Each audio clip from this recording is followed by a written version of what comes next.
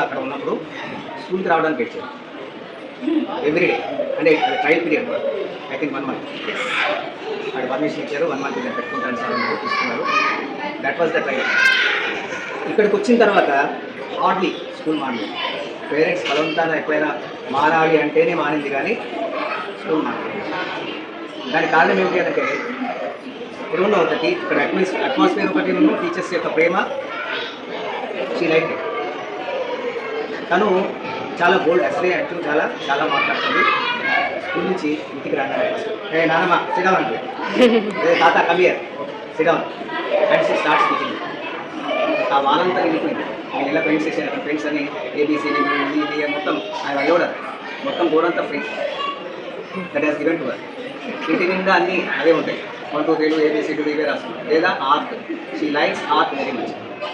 ఏంటంటే నా మనవడు అసలు మాటలు వచ్చావు, అయితే అసలు మాటలు వచ్చావు కాదు, ఇంకో సంవత్సరం వచ్చింది. సరే మేడం, చాలా స్కూల్ మా పిల్లలకి మేడం పిల్లలకు గౌరవపడతాడు. నేను చాలా బాగా మాట్లాడతాను, అది అడగడం నేర్చాడు. ప్రతిదీ ఇంగ్లీష్లో మాట్లాడతాను. నేను ఆ సార్ అని మమ్మీ గ్రాండ్ మా కూర్చో, గ్రాండ్ మా స్టాండ్ అన్నీ వచ్చాయి. నిజంగా నాకు ఆనంద బాష్పాలన్నమాట. స్కూల్లో టీచర్స్, ప్రిన్సిపాల్, ఆయాలు అందరూ కోఆపరేట్ చేశారు. మా మనవరాలు ప్రతి దగ్గర సాయం చేసేసాను.